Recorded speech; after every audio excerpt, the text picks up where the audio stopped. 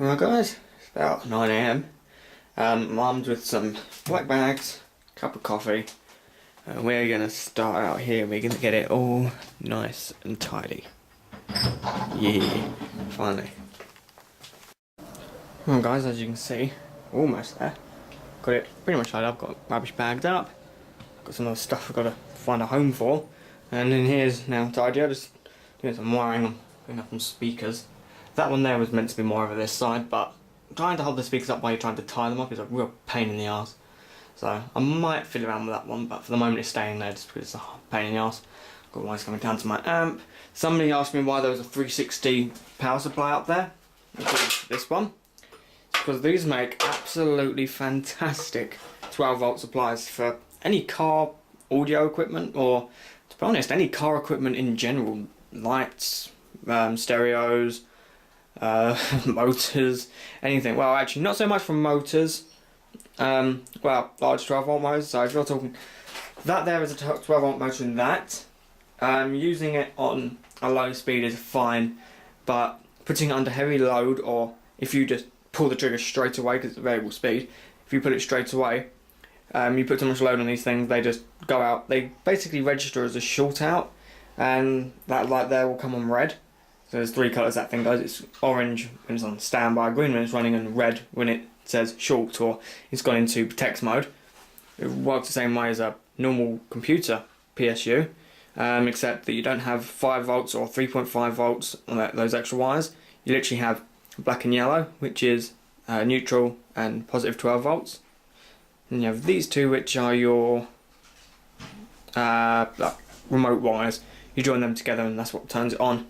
I just have these wired all the time, but it was running my amp. You do get a little bit of background noise, but I did find that there was actually a ground wire going from the board to the aluminium heatsink, which wasn't connected, so hopefully that should sort that problem out. But this here should be pretty good, clean filtered 12 volt, but because it is mains, there is likely to be some there's going to be some frequency on it which this thing is going to pick up and put through the speakers. If you connect that straight to a 12 volt power supply, you don't get really any noise from it at all. If you're in a car, you might get noise from engine, like alternator and the high tension interference that you get. Well, especially from something like this. This isn't a marvellous amp, it's 300 watt Fusion. To be honest, it gives good power and good sound, but you need really, the digital ones are quite good because they really do filter everything out. They're quite good. But likewise, you do have to keep your RCAs and things which go in here away from any power cables. We found this out in my partner's BMW because it's the earlier ones, like the hatches and that, they had the batteries in the front, but I think most of the coupes, actually I think all of the coupes actually, have the battery in the boot, which means there's a very large power cable which runs through the car. And if you don't necessarily know where it is and you run the RCAs near it, you get a lot of interference. We found this out. So the best way, if anyone wants advice on putting a RCAs through in a BMW, the best place to do it is straight through the centre console, all the way through the middle of the like the shifter and all the little compartments and things, and straight through the middle of the rear seats. There's only low voltage wires there for little LEDs and other things like that. Well, that's the newer ones anyway, because all the cigarette lighters light up, so you don't get any interference from there. It's quite good. So yeah, I've just screwed that down there and I'm in the process of running the power cable. That then will just have this little RCA plugged onto it. I say it's little, needs cleaning, it's been out for a while. Just got two normal RCAs on the one end and then a 3.5mm jack on the other. Pretty standard cable, so that'll be, that'll be going up. Alright, there we go.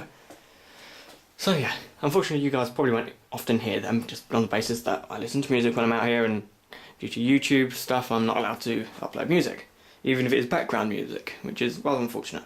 But anyway, yeah, we're nearly there. Righty then, I'll make this a bit quicker.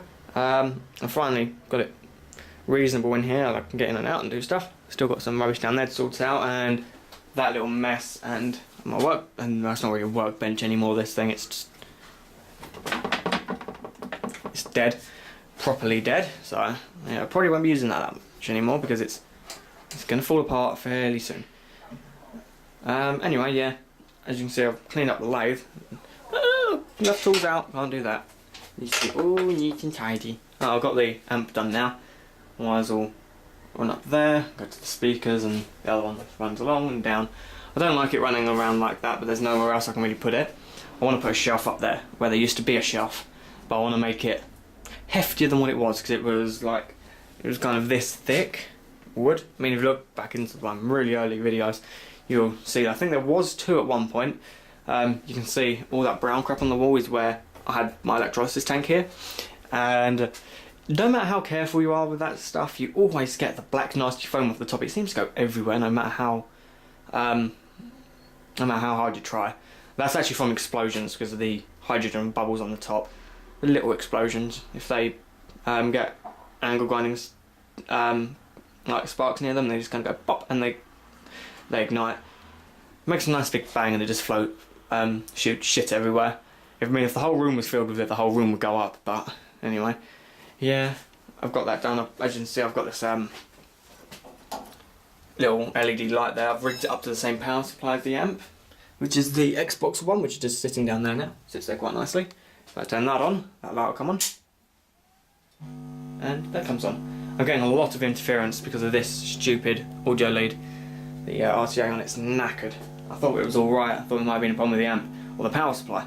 But if you unplug it, the noise goes away. So I need a new RCA. I'm pretty sure we've got one lying around, so I'll have a look for that. Let's turn this off. It should power off. There we go. Yeah, I'll just put it on there just to give it a little bit extra light on here. I mean, I've got that up there. I wouldn't mind actually getting rid of that and having a kind of like a car fog light, a 12 volt one up there. 12 volts is much safer. I mean, it's not going to be anywhere near this, but also it consumes less power, and I can run it off of that 12 volt power supply for this. I mean, that's 300 watts, but that was with 2 6x9s in it. It's not going to use that much power. I could turn that up all the way. The speakers would blow by the time the 360 power supply starts to have a problem. But if I run a 12 volt light on it, it should be alright. Providing the wattage isn't too high, it'd probably be like 55 watt, which is a standard car wattage bulb. Anyway, I've got to take this down as well. This Briggs & Stratton camshaft. I originally had it up as a co-hook, but if you look at this quickly, you have to see it's kind of eye level. Oh man, my face is dirty too. And I've actually bashed myself in the back of the head with it several times, and I'm just waiting for the day I turn around and it goes in my eye. So I'm going to have to move that. I want to replace this door as well. I was going to get one from the school before I left. They had several doors that's lying around. They said just take one, but I never got around to doing it. So I'm going to have to buy one now, unfortunately. It's a bit stupid of me. Yeah. That number plate, my sister got it for me when she was on holiday, so that's up in here. I do have several other number plates. I don't know where they've mainly come from. I think one of them came off my car, one of them came from my sister's room because she found a number plate in the middle of the road when she was drunk, and another one came on a bumper I bought for my car. I've got a couple lying around. I wouldn't mind collecting little knickknacks to put on the wall. But first I need to paint it in here because, as you can see, it is rank. I mean, I've got spray paint on the wall, spray paint there, spray paint there. General nastiness and muck just everywhere. That is from where I've been putting my hand when I've been leaning down on the to get stuff. I'm going to clean my switches. They're a little bit crooked. They never used to be like that, I'm sure. Anyway, I don't really care. These are safer than what I originally had, which was like one of those little plastic things which you put behind your TV. You plug it into the wall and then you plug your TV, your DVD player, your Xbox, you plug everything into that. That's what I had on the wall, and I was rigged directly into the mains through a circuit breaker, which wasn't safe. I mean, I've still got to put the cover on that. I only just found the damn thing. The reason I didn't put the cover on is because I was meant to wire this onto it, because I've got... oh, where's it gone? Oh, I did have another 360 power supply up there. Oh, maybe I haven't got as many as I thought I did. Oh, maybe it's that one. It might be. I had one up there because I've got a wire which runs outside. I'll show you. That one, which is supposed to go to the ballasts, which I'm going to be putting out there with the HID lights, which are going to light the alley up. I might even do that today, actually. Yeah, I've got the light fittings up there. And that one there. Oh, it's not going to focus on it. Too much light. Oh, there we go. There's that one there, and there's the one over there, which you're not going to be able to see. As you can see, the roof's falling apart, which is really bad because that's asbestos and concrete mixed stuff. So it's usually absolutely safe, until it gets cracked or broken. It's been like that for a while now, and it's been rained on, so any dust or any nastiness is gone. Anyway, I'm not worried about the roof in this place. I'm worried about the structural integrity. I'm sure I've showed this plenty of times, but if this whole bit of the wall moves, yeah, that noise is that lintel moving, and it's generally just unsafe, especially considering there's a beam there which is supposed to hold some of the roof up. But you know, what's the worst that could happen? And you see what I mean by this door is rooted. I used a drill, because I didn't have a plane, I just used a drill, the side of a drill bit, and ran it all the way down the side as many times as I could to get it to close, because it expanded. That's from a leaf blower. I don't know why I put that up there. That's from my videos engine, actually. From some of my very first videos. Oh, I've got to fix that blower as well. I got to rig mains to it because the speed controller on it borrowed, and it was tripping the circuit breaker. I told you guys that. A lot of nastiness in there. Lots of shit all over the blades. But it removes plenty of air. I've got 2 of these. And they're very, very good for extracting air. Especially from a nice small room like this. So I need to get that back up and running. If there's anyone around who wants some Suffolk Colt, I think it is. Is it Colt or...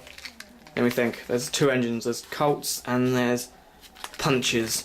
And I'm not sure what this one's for because it's a 98cc. I'm pretty sure the little one down there, that's a Colt engine because it's a cast iron block.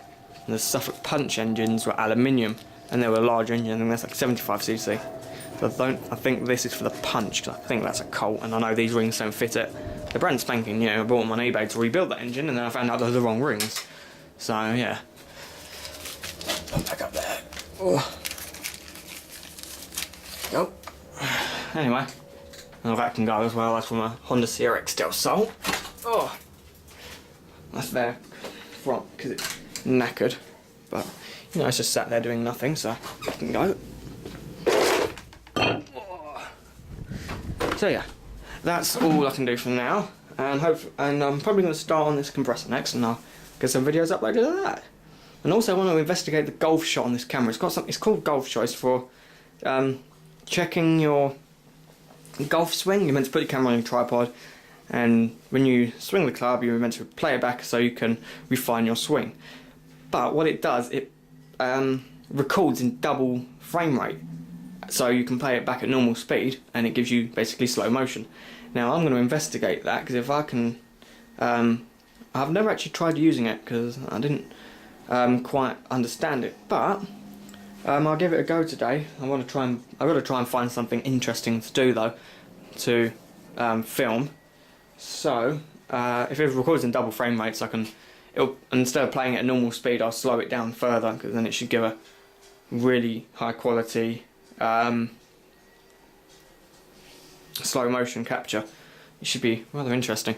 So yeah, we'll investigate that later. But for now, I'm going to start on this compressor. I'm going to make it safe again.